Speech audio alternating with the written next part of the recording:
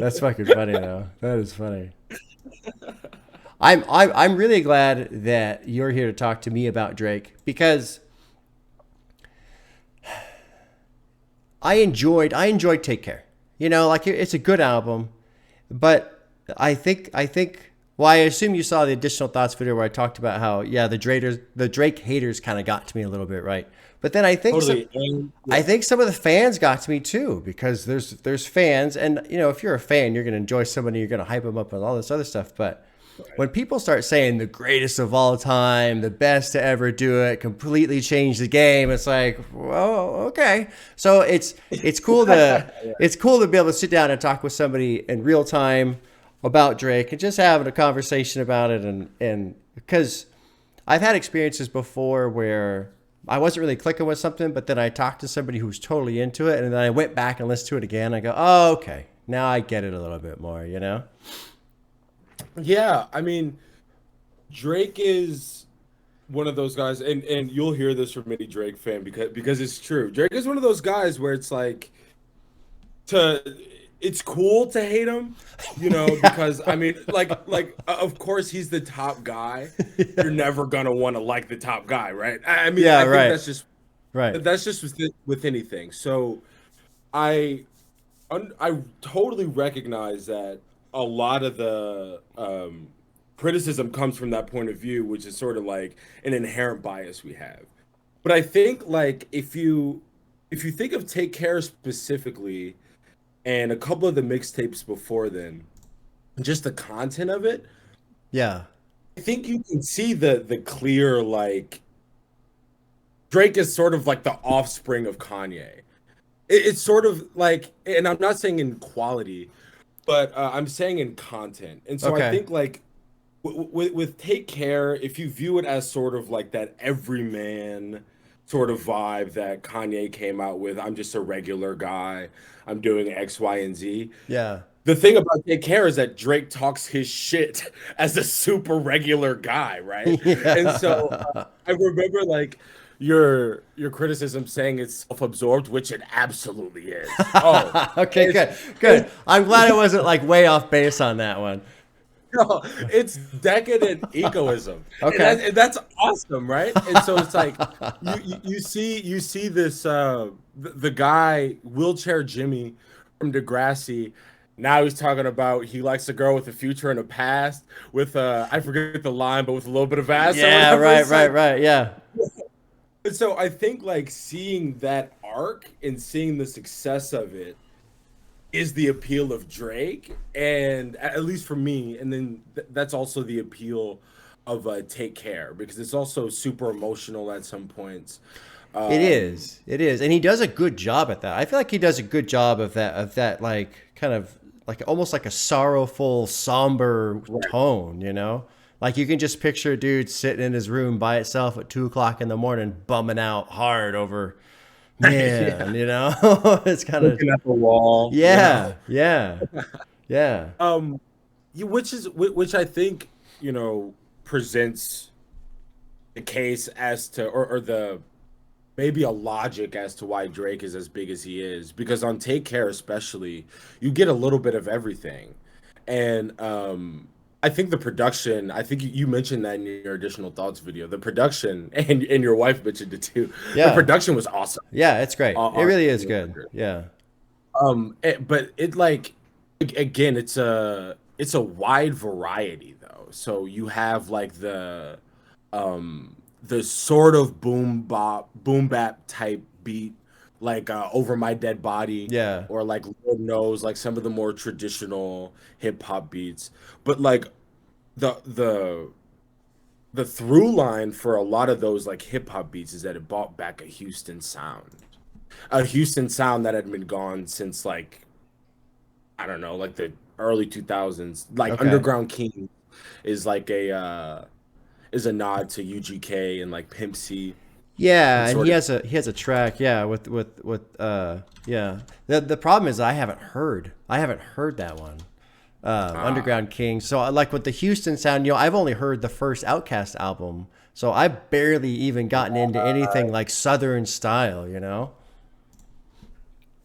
I think I think you'd like that. You'd like that stuff because you like the the like crass, just crazy Yeah, lyrics. yeah, Like yeah, it's like the yeah. Peggy stuff.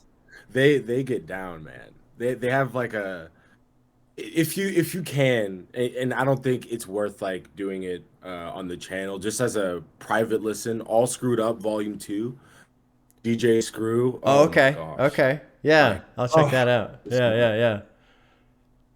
But yeah, no, I all in all though, I think a lot of your criticism Drake was fair, except for the lyricism part. Oh, Yeah, so this is that hurt. good. Yeah, I want somebody to push back on this because I was thinking yeah. about this when I was listening to Denzel Curry's last album last week, and because he's got these cool little spins on it and stuff like that, and I was thinking, okay, what if this was Drake's album? Would I be accepting it, or would I be like, oh, he's just doing it to sound cool, or like that? I really feel like there's a bias that exists right in there, and I don't know how it got in Well, there. So yeah, go for it on the lyricism with Drake, and help me correct this a little bit. one is like you made a really good point about sort of like the slow, like lethargic flow on some of the songs where it's like you made a great point about that, and I think like the lack of flow, especially like, oh, I feel so bad for Drake and in the order that he was picked because you've been listening to like Peggy, who just has insane, Right? like no name, like those insane Yeah, uh yeah. like rhyme structures and schemes. But Well, even yeah, MF Doom and Biggie, man, those two are just great. God, they're great. it like it shows that like those guys back then are just like they were heavyweights, man. Just heavyweights, just heavyweights. Can't compete with that. No. So there's this line on Over My Dead Body because I listened to it. I listened to Take Care this morning, Oh, okay. and uh, oh, what did he say? Oh yeah, he said, "Slave to the pussy. I'm just playing the field, nigga." Yeah, Like right, right, that's just right. it's like it's those little like little sly lines like that. Yeah. And I think another like fair criticism I think you had was that a lot of the songs are lacking a through line. Like they're lacking, like you mentioned, like the Kendrick Lamar stories. How Sure. like right? And I think something like that is just a difference in styles. Because when you're listening to Kendrick, you're listening for the layers, the like Yeah. rapid flows, the like triplets that turn into quintuple, like crazy Right. shit. Like cross-referencing each other and all this other stuff. Right, Yeah. exactly, exactly. Like listening to Kendrick Lamar is like tripping on like audible acid. It's just you never know where it's gonna end, man. That's a great Whereas, quote. That's a great quote. You should make that a t-shirt, man. That's fucking brilliant. That's yeah, brilliant. I'm gonna get it tattooed on my oh, but Drake, I think he has where a Kendrick has like the multiple syllabics and the just the quite literal poetic structure. I think Drake just has those one-liners that make you feel just great about yourself, right? Where you can actually be empathetic with the artist. Yeah. Because like it at that time in 2011, you're talking about jeez. People were talking shit. Like people were talking shit, and it was a bunch of dudes in like wife beaters, and you knew you can never be that cool. You could never be cool enough to wear Right. those like Right. size 40 jeans Yeah, with a yeah. wife beater and shit. You could never be that cool. But I think where people identify with Drake is that you saw him turn from this nerdy guy um to this like sort of the nerd that makes money. And so I think that's where that's where the charm and a little bit of that like egoism and even in the little bit of like the sly one-liners. I think it's all about his personality and sort of like the image behind it, which I think is responsible for the faint lyricism because if he's not saying like I don't know, one of my favorite Drake lines is oh, what'd he say? It's slipping my mind. But it's on another album that you haven't listened Oh, to yet. okay, yeah. Yeah. So don't worry about it. But it's the lyricism, I think, is if Kendrick Lamar is like audible acid, then Drake is what you listen to. That's like drunk music. Whereas like it doesn't take a genius to deconstruct it, but it's like when you get it, you're like, I see what you Yeah. did there. You know, I want to go back to what you said just now because that whole idea of the nerd that's making money, and then you talking about these other guys and their wife beaters and they're just way too cool. We can't reach that level. It's almost oh god, what's that guy's channel? There's a channel called I think JD Signifier. I don't know if you ever searched. Yeah, after you say, I was gonna mention that. Yeah, he talks about the early Kanye and Kayfabe and wrestling and did you see? Right. Yeah. So for those who are unaware, he talks about when Kanye comes out and how he breaks this mold of like this, like everybody knows that wrestling is fake and they're out there putting on a show for the sake of entertainment and all this other stuff. And when then Kanye came out in terms of rap style and how the artists portrayed themselves as like these hardcore, gangster, tough, badass, he didn't do that. And he kind of broke that visual mold.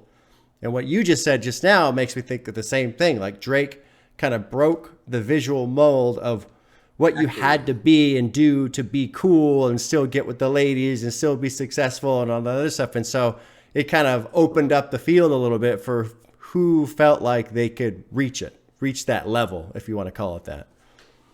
100%. And I think that's the argument for why Take Care is one of the most influential hip hop albums of at least the 2010s. I mean, people are gonna hate this hot take. But I'm just saying. You're saying this like, oh my god, the comments. I can just see them raining from the sky.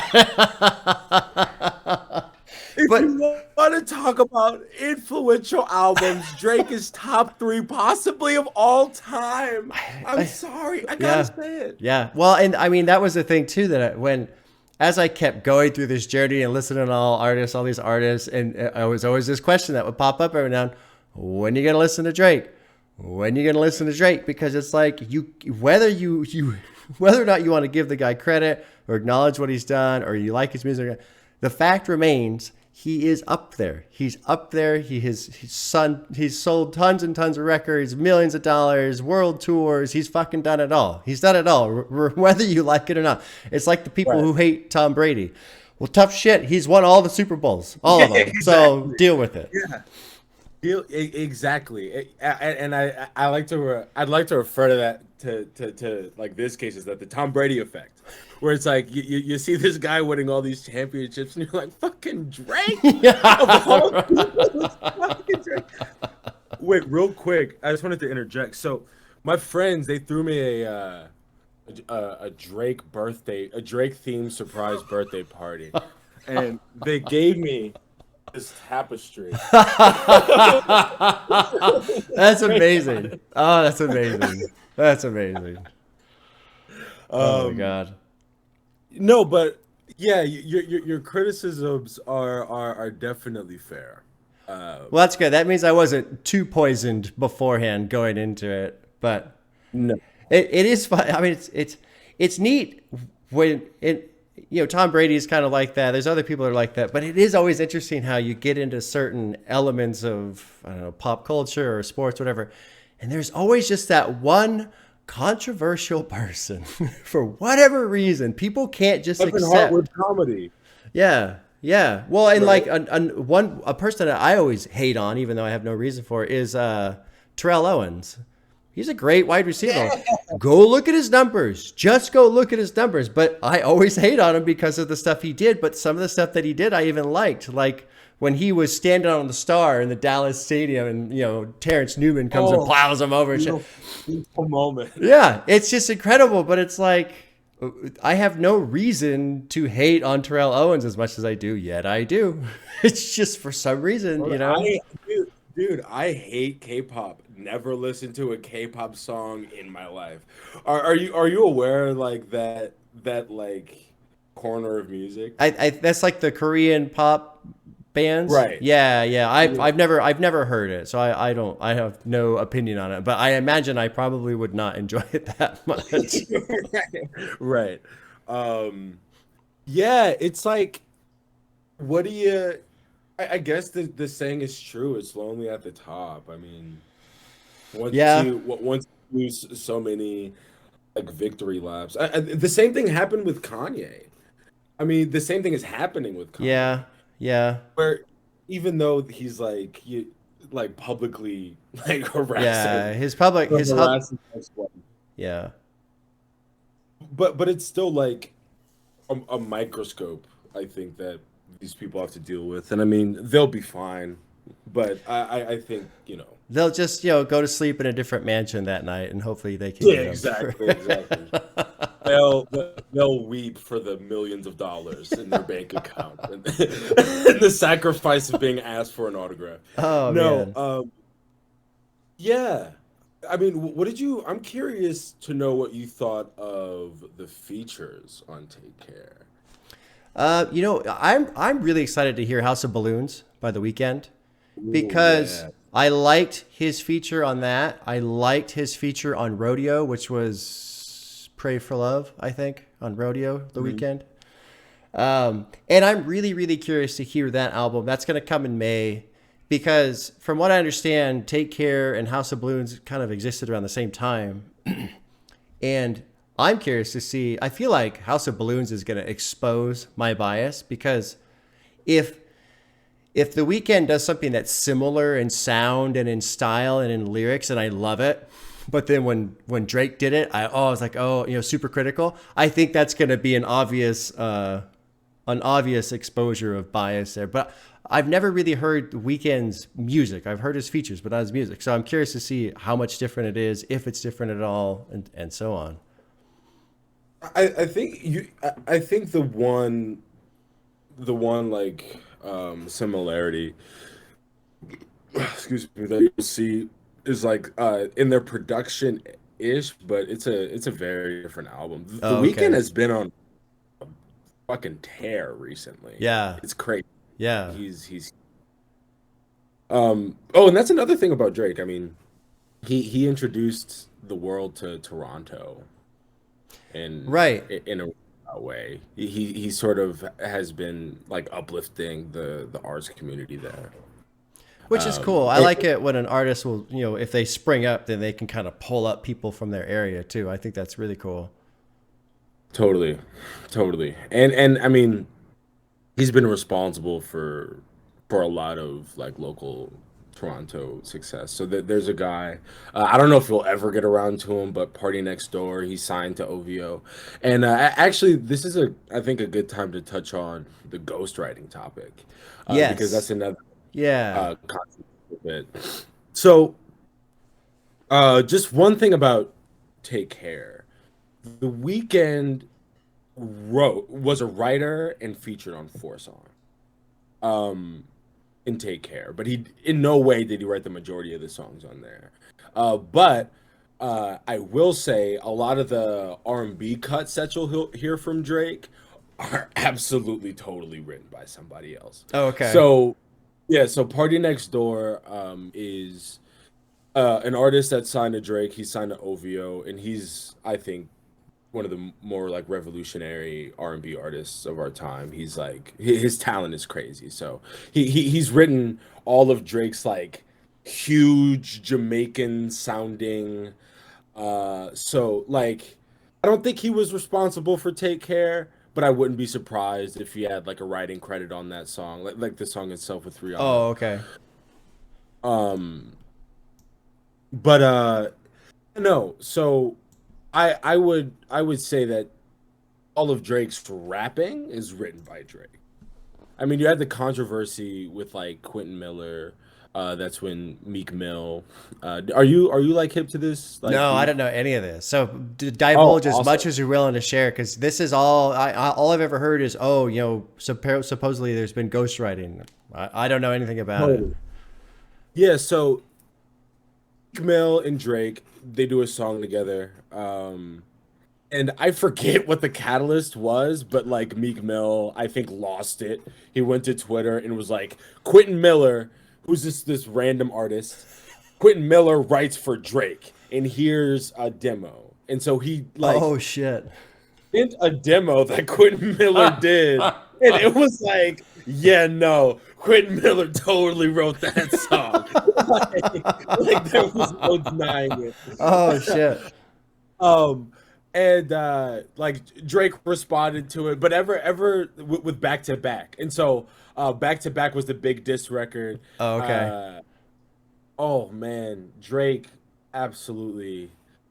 And the thing about Back to Back, that diss record was playing in clubs. Not a lot of diss records get played in clubs. Oh, okay. So Meek Mill might be out in a club, and then Back to Back comes on, and it's a great club hit, but it's a diss record to him. It's rough.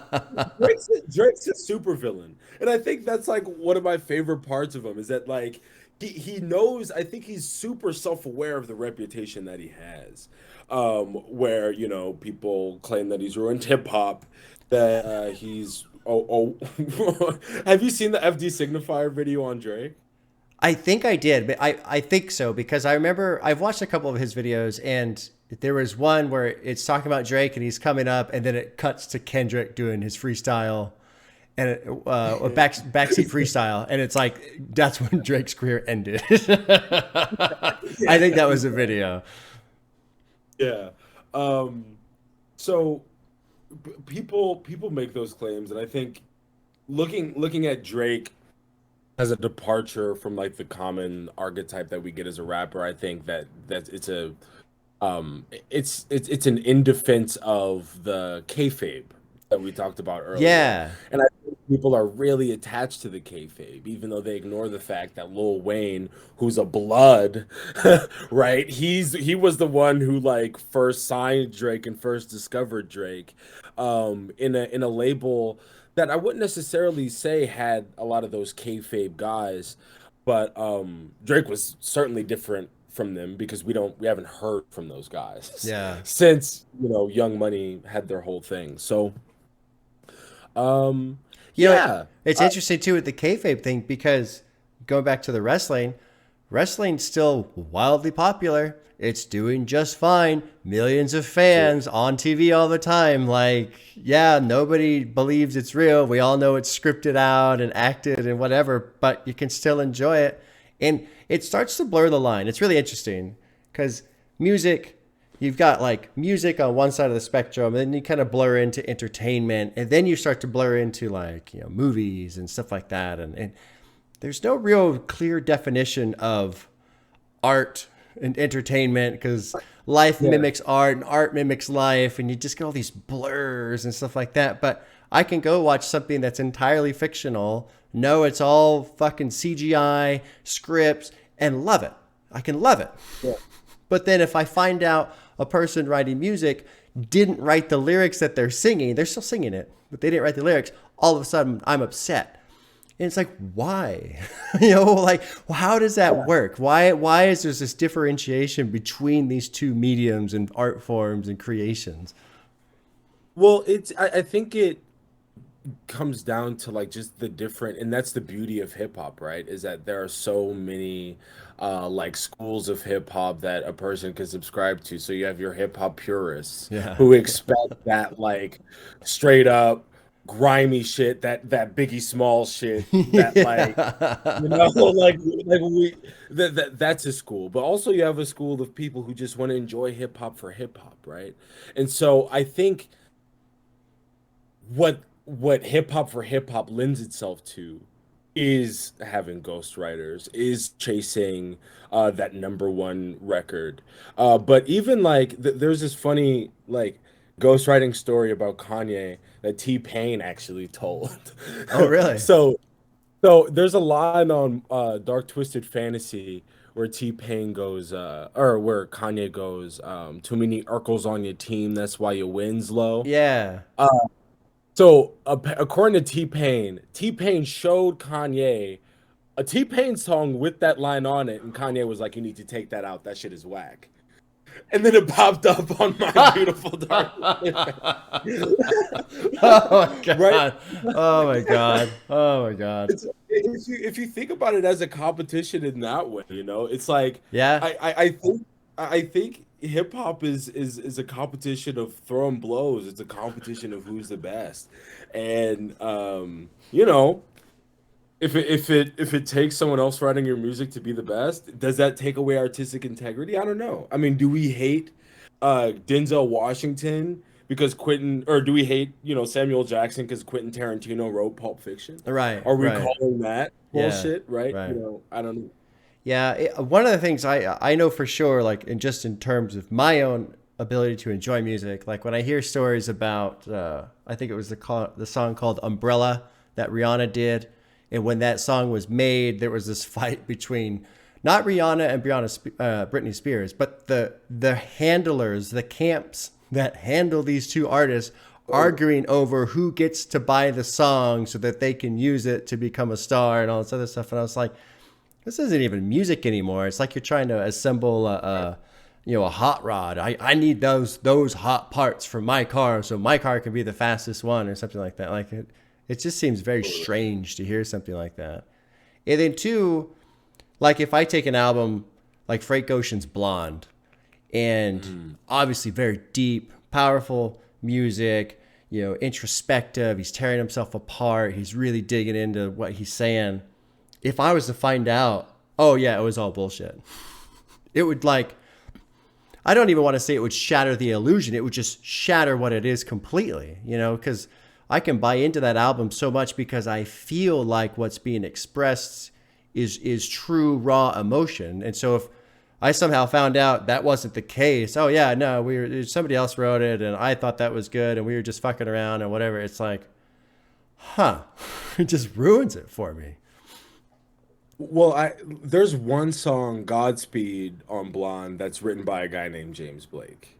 But I think that's the only outside writer on Oh, that okay. album. Again. But you make a really good point. And so I think with Drake that a lot of it, I see the genuineness, especially as you progress through his career, because I think there are later albums that I think you'll be a big fan of. Like, I Yeah. think you're gonna love at least the production on If You're Reading This It's Too Late. I think you're gonna love the production and the lyricism on Nothing Was the Same. Those are the two more I'm gonna do for sure. At minimum, I'm gonna do those two because I can't, like I said at one point, if I were to only listen to Igor by Tyler the Creator, if that was my only opinion of Tyler, I would be so off base about Tyler and who he is and the music that he makes. Because especially with him, he's evolved so much. But for me to take someone who is as big and as influential and polarizing as Drake is, and to hear one album and then make a decision, like, no. Yeah, I got to hear at least those two because people have recommended them. Yeah, I want to explore those more. Yeah, yeah. I mean, also, I think like at the root of it is like different strokes for different folks. I mean, Yeah, like it's there's like I messaged you about Denzel Curry, how I'm not huge into Denzel Curry. It's just like not right. like Denzel Curry can rap his ass off. No one is saying he can't, but it's just not my speed. Yeah, Um, and I mean, I love JPEG Mafia just as much as I love like Machiavelli. When Tupac turned into Machiavelli and did 7 Days, oh my God, I got to hear that one too. it's intense. He like Tupac is a naturally intense guy, but Machiavelli is it's insane. Um, but yeah, it just depends on what you like. And so I think if I had a message for Drake fans, I think people rush to the defense of Drake. Um, because I think we're like a pretty defensive fan base. But it's like it's fair. It's fair. Like it's all of the criticism is absolutely fair. Just like it's fair to criticize the president of the United States. I mean, Drake is the president of rap right now. Oh So shit! Oh shit! Oh shit! yeah, yeah, come at me, come at me, come at me. I'll drop my address for the hate mail. But he is. He's, he every album that he's put out in the last 10 years has gone number one. You cannot deny that the guy You winning all has the Super greatness Bowls. within him. Winning all the Super Bowls, exactly the Tom Brady effect. There it is. Yeah, you know, and I think too that's probably the core of the argument and the hate, and it probably has really nothing to do with Drake himself, but the fact that Right. people can listen to his music, and I've seen people say, oh yeah, he stopped trying, he sold out, he's taking the easy money road and pop and all this other shit. Whether that's true or not, it's kind of irrelevant. I think really the core of what gets people so riled up is that someone can make something where they want deep, meaningful art, and instead a person just kind of produces not garbage, but something that's really accessible, something really easy. Kind of like the McDonald's thing I was saying at one point, you know. Right, yeah. Why are millions and millions and millions of people eating fast food when they can go have this really, really nice meal? Because they don't want it. And so, therefore, whether we like it or not, like if you want to put it into kind of a food term, my wife is a foodie. I don't give a shit about food, honestly. I don't want to be hungry anymore. Right. Yeah. And so she'll get mad at me because I'll go in the cupboard and get, you know, a peanut butter sandwich. Well, she'll cook up something really nice for her. And it's like, no, I like this. And yeah, for Drake to just constantly hit number one, constantly sell millions of records, constantly be successful, it kind of takes the whole idea of what it means to make good music. You have to do these things. And it goes, no, you can be wildly successful without following any of these rules that maybe the purists hold or the art, you know, nerds hold or the lyricists hold. Like, no, you don't have to do that. You can do this and just be as successful, if not more successful. And he's been Drake for a fucking decade. Right. And it's not a flute.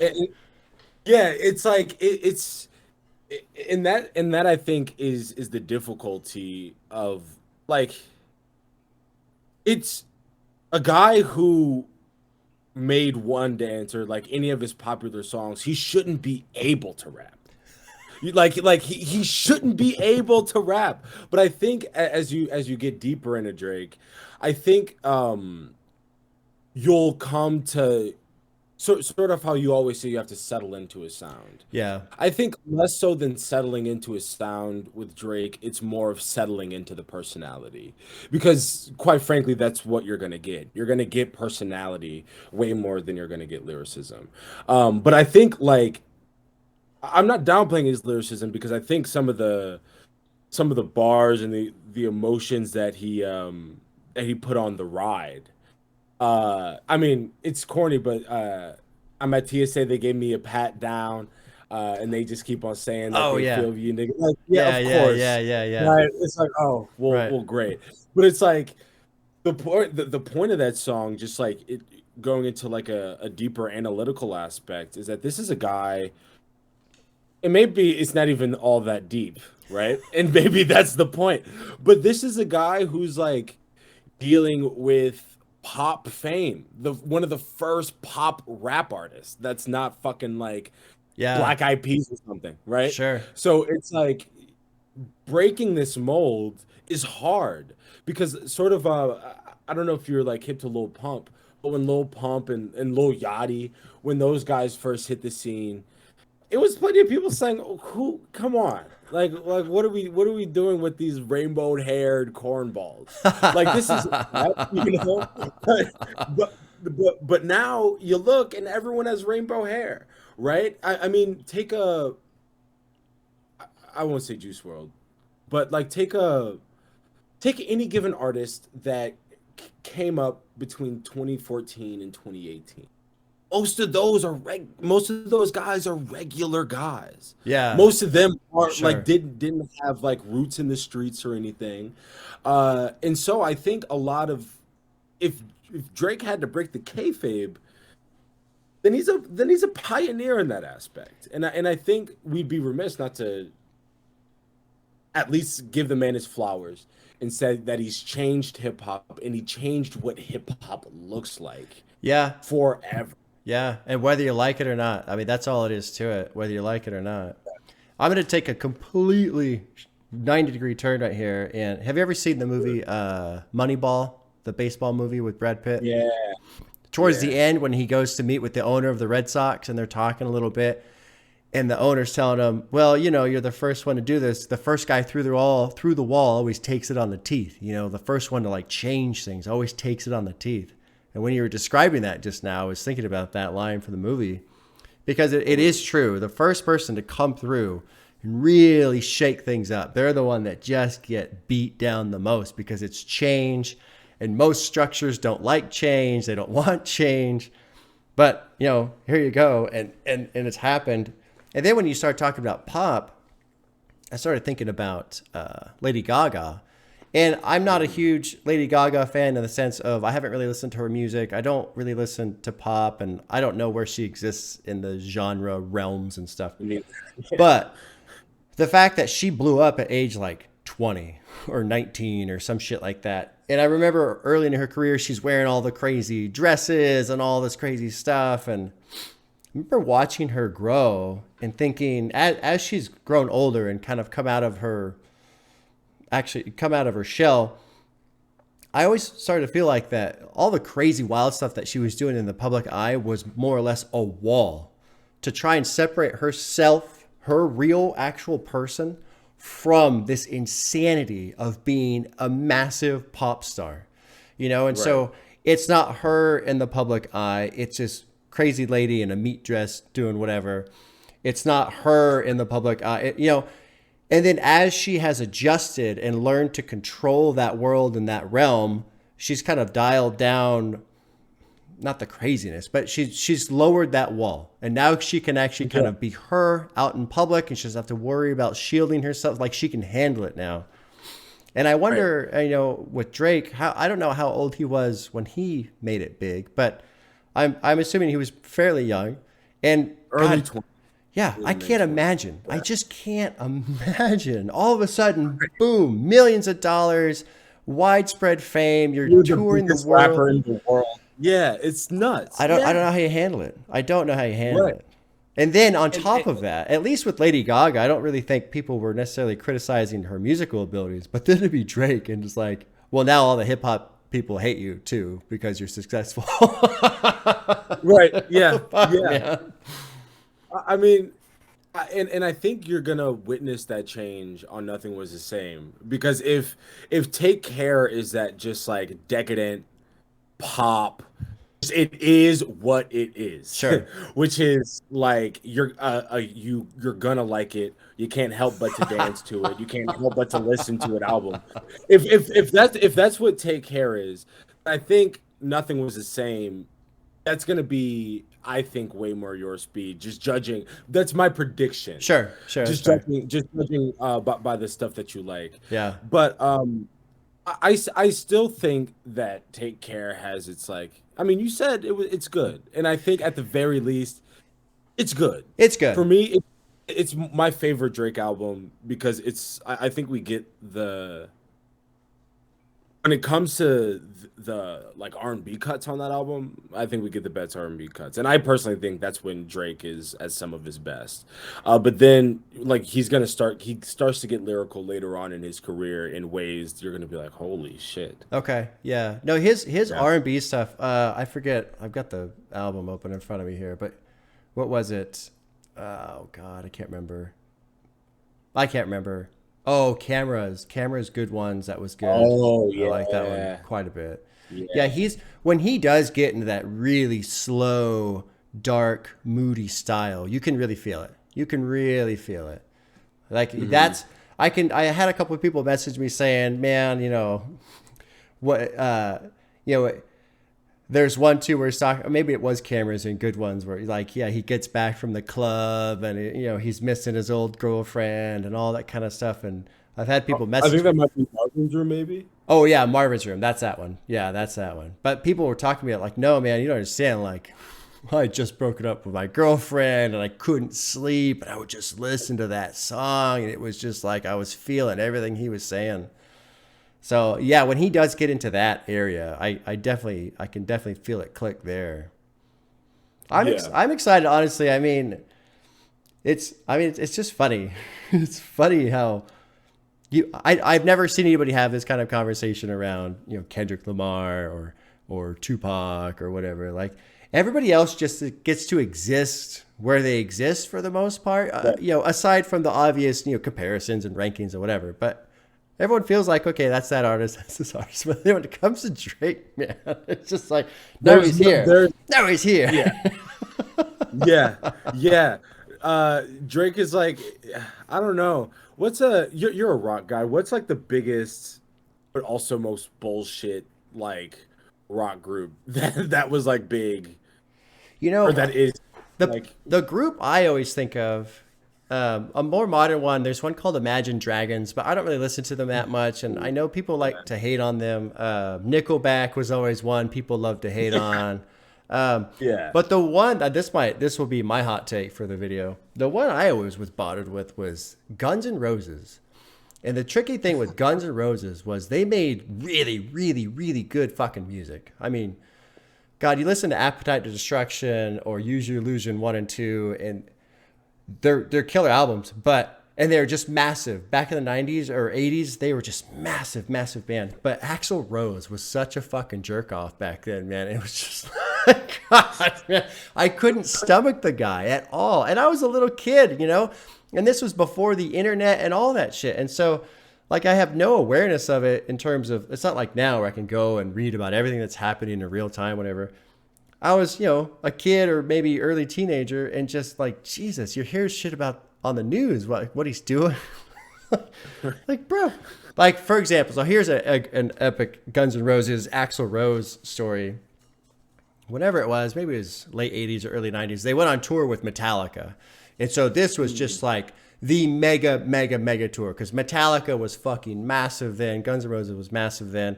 And there was an incident on the stage when Metallica was playing with the pyrotechnics where Hetfield, the guitarist, vocalist, he stepped forward instead of back, and one of the things of fire went off, and he fucked up his arm, and he couldn't play.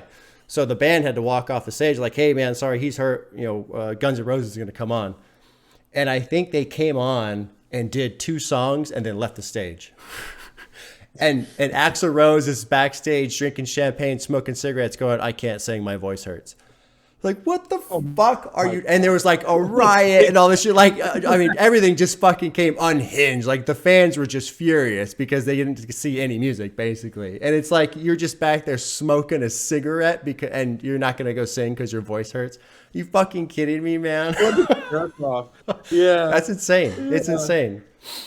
So that's what I think of. I feel like Guns N' Roses, because they were so massive. But Axl Rose was just, I mean, that's obviously a different dynamic, but that's who I always think of when it comes to like a rock Drake comparison. Yeah. And I mean, but you said it, you got to give Guns N' Roses their roses. Oh man. They made some killer songs. They made sick music, and I think, Drake is the same. And I think there's something to be said about those, like, I call them barbecue hits. Where it's like, that's a good term. In 20, 30 years, Gen Z, we're gonna have our beer bellies and with our kids listening to Take Care. Absolutely. It's like, and that's the cool thing about like people like Drake, is that of course when he's in his moment, there's gonna be so much criticism. Just like Michael Jackson, in his moment,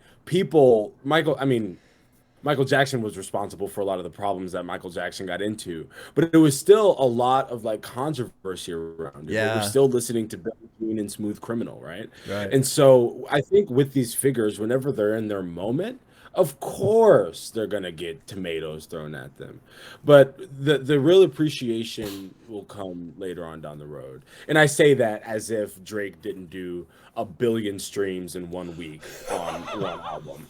So like he's already like, Oh my God. I mean, I love it because when you say that, it's like I could feel you twisting a knife in the back, and some of these people are like, no, not Drake, no.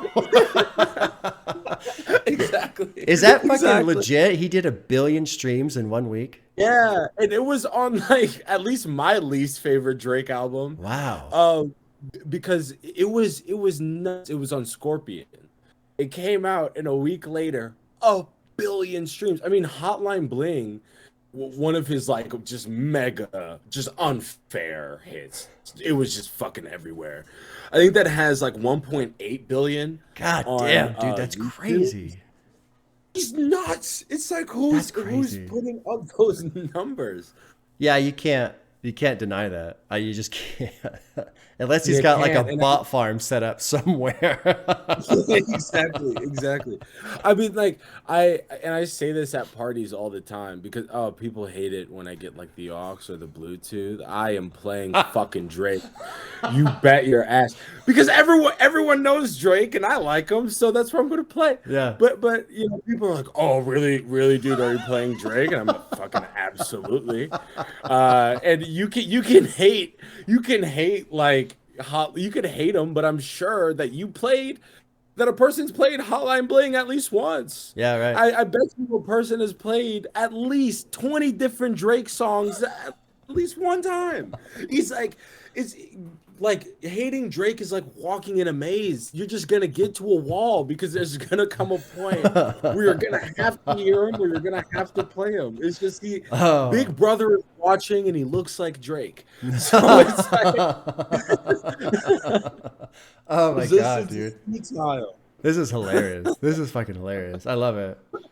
You know, I want to go back a little bit. You were talking about how eventually I'll settle into a personality that will be Drake in his music. And I wonder if people will say, well, no. But I think, I kind of feel like that can be a thing because, you know, I've only heard J. Cole's Forest Hills Drive album.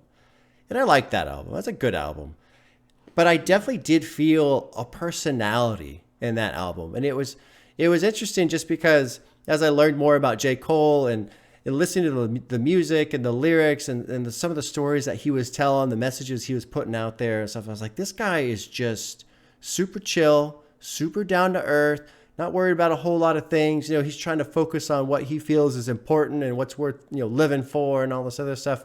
And it really did have a personality, kind of like you're saying with Drake. Obviously, a different type of personality, but that just came to mind when you brought that up because if I can go into Nothing Was the Same or, you know, if you're reading this and it's too late and have that idea of, okay, let's feel out a personality because, you know, I assume he has the same producer throughout. Is that the case?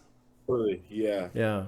Yeah. I mean, every once in a while it'll be like I think No ID did one of his beats and maybe a couple of his beats and maybe like Hit Boy, but it's mostly 40. Oh, okay. Okay. Because I feel like 40 does a great job. Great job. He like 40. I think I don't think people talk enough about 40 as a producer because if you want to talk about shaking up hip hop, 40 did that for sure. I mean, he's the producer behind one of the biggest rappers of all time. Yeah, and So I think this kind of brings up a good question too. Is something you got to touch on. If the producer's great and other people are writing the lyrics, not necessarily for all of them, but if that's the question, if you have a person who's performing, but there's a different person making the beats that he's performing on, and there's a different person writing the lyrics that he's rapping. You know, where does that person then exist as an artist? And I won't even say Drake. We'll just keep it in a generic, open form. Like, who's actually the working mechanism of success there? that's a hell of a question because I mean Milli Vanilli, Oh, you know, they were there you go. like where's the talent behind Milli Vanilli, right? Right. But I think it takes skill to one perform the verse perform whatever given verse you have. I think it takes talent to make those tweaks to the melody that usually an artist who has a ghostwriter or a team of writers would do, and to really make this song your own. Because as far as I know, songwriters work from a perspective of at least. So one of my favorite songwriters, like James Fauntleroy, he writes for Rihanna and SZA and all these people. Um, he tries to get inside the mind of the artist, Oh, right? okay. And so um, this is, as far as I know, this is the process. You get inside the mind of the artist, you write the song, the artist gets the song, and they make it their own. I think between the artist getting the song and then making their own is where we can see some of those artists shine, Okay. right? You have some runs, you have, tweaking of the lyrics or whatever. Um, Again, I think it goes back to what we were talking earlier. It's a competitive business, right? I mean, you know, we can hate the Marvel movies all we want to. Like I'm a film nerd. I want to be a screenwriter, right? So we can hate. I can hate Marvel movies all I want to, but they'll still make near $1 billion. Yep. Like, Yep. and that's with like a team of writers versus like a Euphoria, which is still a pop show, but it's written by one guy. Yeah. Yeah. So yeah, I think that's a good question, and I think, I mean, what do you think? Like, where do you think the art is? Well, you brought up a great point just in the way you answered, because I immediately started, as you were talking, I immediately started thinking about kayfabe. We kind of touched on movies a little bit. You talked about motherfucker, not Denzel Washington, Pulp Fiction. Oh, Samuel Jackson. Samuel Jackson. Yeah. And every now and then you hear these stories about actors, and it's like, yeah, they didn't write the script. They're not setting the scene. They're being directed by a director, whatever. And then all of a sudden they come up with this thing on the fly that fits into what was asked for, but it completely shapes it, and it makes the scene not necessarily their own, but totally better. Like maybe they're feeling the character a certain way, and no, they would never say. Oh, like the classic example is the Star Wars line, Empire Strikes Back, when Leia says "I love you" and Han Solo says "I know." Like Harrison Ford told them he would never say "I love you too." He would just say "I know." And I mean, maybe that's not the best example, because that's or even Harrison. Was it Harrison Ford who played Indiana Jones? Yeah, he did Indiana Jones. Oh, the gunshot. The gunshot, right? Yeah. Yes. Harrison Ford. That's a perfect example, because yeah, he made it his own right there. And it's so funny, like that scene, for people who don't know, he was supposed to have this epic sword fight, and he was sick that day, so he's like, why don't I just shoot him instead? And so, like, yeah, let's take that example. What if he wasn't sick and they do the fight scene like they were supposed to? Would that have been better, or would it have been worse? I don't know. That's a great. What you said is very interesting, and it helps me appreciate more of the pre-packaged, produced music better than somebody who, like Trent Reznor, when he's writing Hurt and he's in his bedroom in the dark alone at the bottom talking about heroin and, dying and all this other shit. Because there's still something there. There's still a person's. I think it takes like a genius to make pop music. Like it takes a particular kind of genius and a particular kind of universal talent. It's certainly its own form of alchemy, for sure. Like, you're not, it's a very different, like if you took, like Metallica could probably not write a pop song if they fucking tried. They've been making music for 40 years. They couldn't write a pop song, Like, that's just not what they do. Yeah.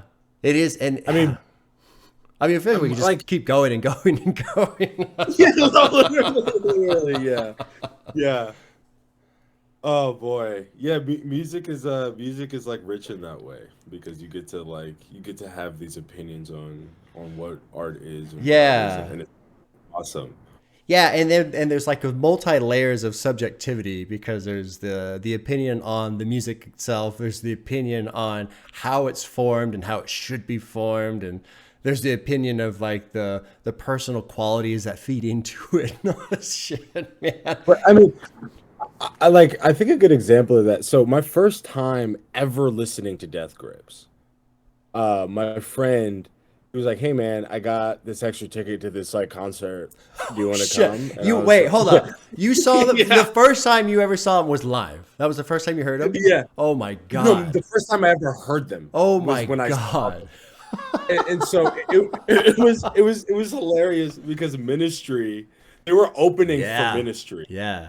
And so there were like these like older people with like their polo shirts and like and their boat shoes, And I was like, oh, okay, this is gonna be like pretty chill. Then MC Ride comes out, and like everyone in the polo shirts came untucked. There were boat shoes flying, right? But if I had, and I instantly fell in love with Death Grips. But if I hadn't heard uh Death Grips' music like in that particular moment, Right. then my subjective opinion probably would have been very different Yeah. from like, so it's about like internal biases, it's about like life's experience, and I think that's the richest part of having these conversations. That's a great point too, because you take a song like Marvin's Room and you play it, it's 2 o'clock on a Thursday afternoon and you're standing in line at Bed Bath and Beyond or some bullshit, and that song comes on, you're not gonna feel it. You're just not right. You're not gonna feel it. But if it's 11:30 on a Saturday night and you're at this fucking little hole in the wall lounge and there's somebody playing the piano over there and some dude comes on and starts singing Marvin Room, you probably feel a little bit more. You got a couple drinks in you, it's dark, there's some smoke in the room, you're gonna feel it. You're gonna feel it. 100%. And it's pretty wild how you could literally take the same song and change the atmosphere surrounding it, and it completely changes the song too. Like Blonde is a great example of that. It's been fucking beautiful outside. There's no way I'm walking around and listening to Blonde. Put on Blonde today. Yeah, exactly. I want to listen to Nikes, and it's 80 degrees outside. Oh my god! Right? Yeah, that's a great point. And it's the same thing in movies too. Like you don't watch a horror movie, at 4 o'clock in the afternoon when the sun's glaring on the TV and you can't see half of it. You watch that shit at night when it's gonna scare you. Yeah. Absolutely. Goddamn. Well, if you can believe it, it's already been 57 minutes. That was the fastest hour I've had in a while. There we go. Dude, Will, that was fantastic. That was fantastic. No, that was awesome. Thank you for having me, man. That was super fun. Super fun. I'll ping you again unless somebody else jumps in line, but I'll ping you again if the next time I do a Drake album, maybe I'll have you on again and we'll hash out some more Drake. Yeah. So you were I mean, you're a cool guy on like when you usually do conversations with communities, but I honestly didn't expect the conversation to actually be that great. But it was awesome. It's fun. Go you. Yeah, it's so I didn't fun. know how like you and I were gonna. Like, yeah, it was awesome. Yeah. I was talking about this before we started recording about how it just seemed like you were a little bit more comfortable. I think some of the episodes people don't realize, the people who are listening, they don't realize some of these people that come on are pretty nervous. They're pretty nervous. Like that one guy, Adam, who I was talking to about Wu-Tang, he said that was kind of tough for him, man. He just doesn't really talk about a lot of stuff. And yeah, you're going to be on the internet and the comments, or what are they going to say in the comments and stuff. So yeah, it's nice. I mean, you being comfortable, it makes it easier because it's just more jovial. And, some people, I remember who it was, but I remember he was getting nervous about the fact that he kept kind of stuttering a little bit. And it's like, don't worry about it. It's all right. But yeah, everyone's got their own style, and this was just a hell of a lot of fun. Hell of a lot of fun. Yeah, no, I had a blast. Yeah, yeah. Whenever you want to talk Drake again, I'll be around. And... Yeah. Yeah. I'm excited to see the comments and see what people say. Oh, I'm excited. I'll send you my PO box for the hate. Okay. All right, thanks so much, Sean. Oh man, yeah, good times, everybody. Do you prefer Sean or Bob or? So my real name is Sean. I'll tell a story real quick about the name of the channel. I used to have a YouTube channel called Bob the Witch Doctor, where I would play Diablo 3. And that was years and years and years ago, because Diablo 3 has a mode called Hardcore, where if you die, it's over. Like it deletes your character and all this other stuff. So the whole idea of the channel was, could I actually beat the game with a hardcore character, without dying?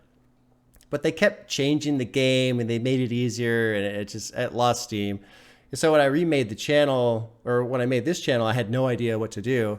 So I was like, well, I'll be Bob, from that. And then Pop Pop is what my son calls me. And that name comes from the fact that I used to call my dad, I call my dad Dad, but my wife calls her dad Pop. And so we're like, well, what's it going to be? And I started to notice anytime I'd get up out of my chair, my ankles would pop, my knees would pop, like my body's just like popping. So I was like, oh, I'll be Pop Pop. You know, there we go. There it is. So there's the name, Bob the Pop Pop. There, that's where it comes from, right there. Yeah. Sweet. Well, right on. But yeah, no, thanks for having me, and have a beautiful day. Yeah, man, you too. Enjoy that nice weather. It sounds like you're having out there. Yeah, no, we'll do, man. Have a good one. All right, everybody watching, thanks again, and we'll see you next week. See you.